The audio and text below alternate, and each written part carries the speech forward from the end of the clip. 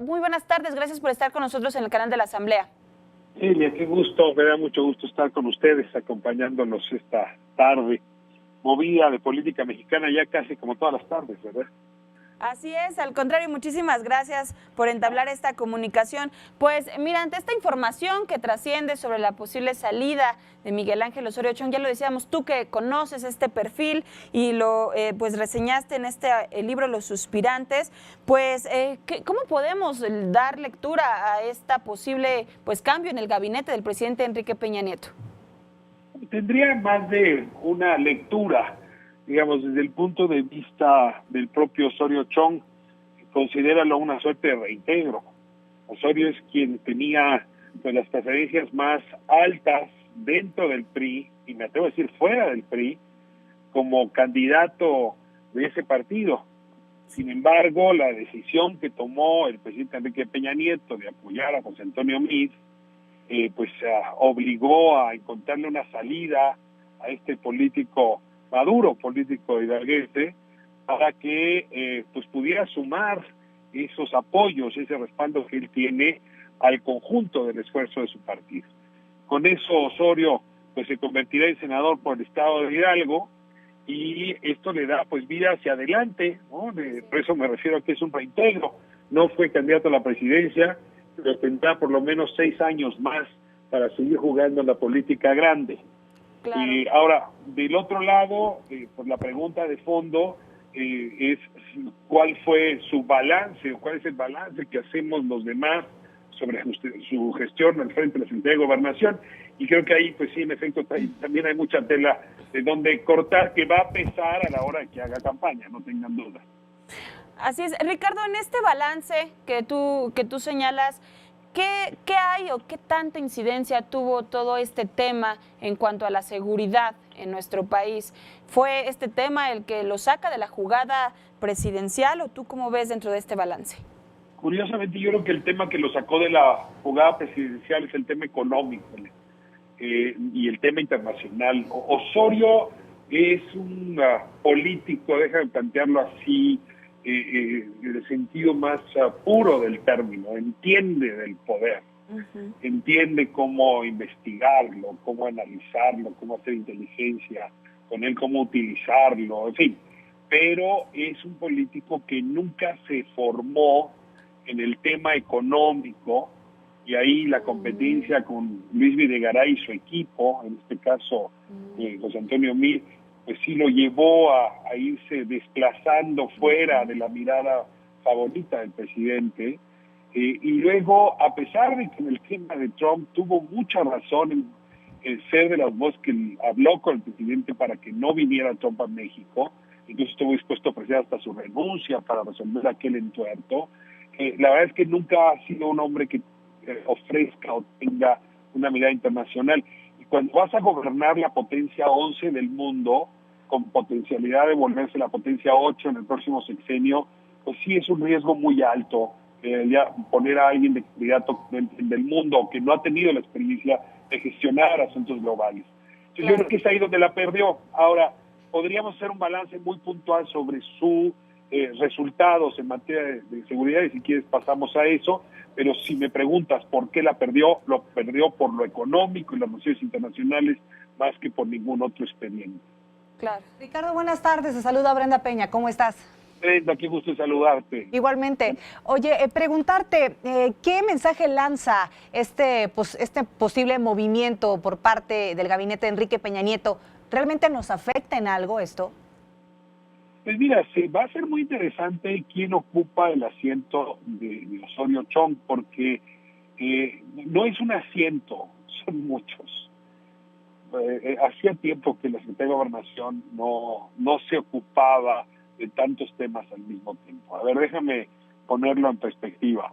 Es la cabeza del CONAPRED, por ejemplo, ¿no? Es la cabeza del Instituto de Migración, es la cabeza del Consejo de Seguridad, es la cabeza del Ejecutivo y su gabinete, porque acuérdate que el Secretario de Gobernación es el coordinador de gabinete en estricto sentido.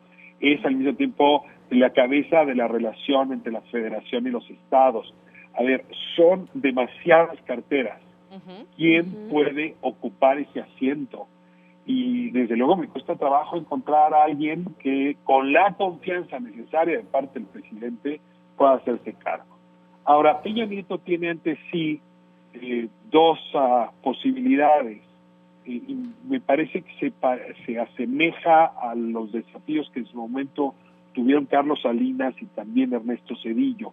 Un último año complicado de elecciones, donde puedes nombrar un secretario de Gobernación que juegue neutro para garantizar el proceso, o un secretario de Gobernación que juegue encargado para favorecer al PRI. Si juega neutro, buscará a alguien como Jorge Carpizo, ¿no? Que fue una presencia muy respetada, muy respetable, ¿no? Entonces tendría que buscar a alguien que le diera certidumbre a las partes. Y ahí me parece que podría encontrar agentes afuera o dentro. Yo creo que José Narro dentro del gabinete podría convertirse en un muy buen secretario de Gobernación. Afuera se me ocurren figuras como José Goldberg, como Juan Ramón de la Fuente. No veo, la verdad, a Peña yéndose hacia la opción Carpizo, pero sí me parece importante colocarla, y en ese sentido creo que pudiera ser un agente como Narro. La otra opción es irse a una opción interna, ¿no? La otra alternativa es irse a una opción interna, y ahí podría haber un mensaje interesante si fuera Roberto Campa, porque tiene la agenda de derechos humanos, es una de las más delicadas, es un hombre también diestro, pero pues no me atrevo a jugar mucho más con la bola, pero sí con los perfiles, ¿no? Creo que sería deseable el que jugara neutro. Creo que Peña no sabe jugar con un gabinete neutro como lo estamos viendo en el caso de Chihuahua. Claro, Ricardo, qué interesante estos nombres que señalas y estos perfiles que puede tener en este último año, porque hay que decirlo, hubo distintos cambios en el gabinete del presidente Enrique Peña Nieto. Osorio Chong se mantuvo desde el inicio de su administración, a pesar de que en algunas ocasiones pues también trascendió información de que quería haber un cambio, o iba a haber una modificación en la Secretaría de Gobernación, y precisamente en este último año de gobierno de Enrique Peña Nieto, Ricardo, pues preguntarte que se da además entre pues no sé cómo ves este clima pues enrarecido, este clima político entre, pues está esta violencia política que se ha vivido en las distintas entidades a propósito de la violencia que comentábamos, y pues también estos sentimientos o estos hechos de corrupción que lastima también al PRI, inflación, economía. ¿Cómo ves también este cierre de año difícil y electoral además? Sin duda va a ser un año horrible.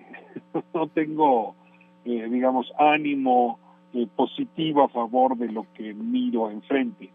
Y uno de los argumentos que compartiría con ustedes para explicar mis preocupaciones tiene que ver con lo que mencionas. Cuando yo llegué a la edad adulta, allá en los años 90, era muy común que en México cada que había elecciones la inflación se destapaba a tasas elevadas.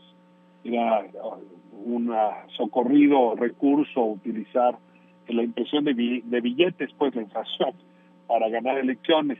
Es increíble cómo eso lo resolvimos en México.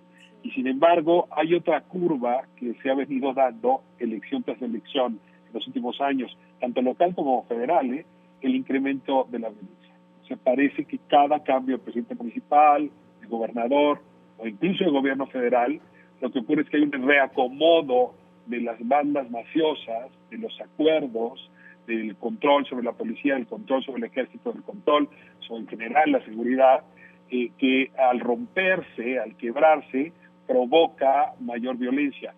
Y en ese sentido, lo que estamos viendo es una crecida de esa violencia desde el año pasado, de manera importante, alrededor, por cierto, del proceso electoral, y por lo tanto me temo, cabe esperar esto de nuevo en este año.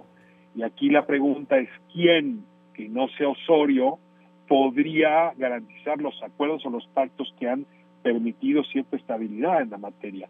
Y créanme que aquí sí me pregunto, no veo quién, ¿no? Si necesita ser alguien que entienda esos pactos, que entienda cómo se tejieron, y no son pactos, por cierto, muy honorables, hay que advertirlo, que en su momento, los primeros 3 años, los mantuvieron bajo el índice de mortandad o en declive, pero la verdad es que del año pasado para acá no ha hecho más que crecer ese indicador. Aquí sí me atrevería a decir que Carlos Sáenz, que es justamente quien está en el Consejo Técnico de Seguridad, secretario del Consejo de Seguridad, es un hombre con gran experiencia, con gran solvencia, y para este tema sí sería alguien adecuado. Ahora, no lo veo, secretario de Gobernación, que no tiene la gran relación con el presidente, pero es claro que este presidente sí se quedaría al frente de la política de seguridad, pues si no como secretario, porque ya no es posible cambiar la ley de la administración, ya no es necesario, sí en los hechos es probable que se convierta en un secretario al respecto, ¿no? Sobre este tema. Claro, así es, Ricardo, y bajo todos estos movimientos, una sociedad que pues se encuentra de alguna forma vulnerada ante una falta de políticas públicas, por ejemplo, en cuanto a seguridad y además sumándole todo este contexto político. Ricardo, muchísimas gracias por estar con nosotros, como siempre es un gusto escucharte y por supuesto también muy aleccionador. Elia, Brenda, muchas gracias, que tengan una gran tarde y que este año sea mejor de lo que hoy nos lo imaginamos. Así es, al contrario, y pues mañana te estaremos viendo en Espiral, en Canal 11. Muchísimas gracias, a las 10 de la noche, no se lo pierda. Gracias, Ricardo, muy buenas tardes. Gracias, hasta luego.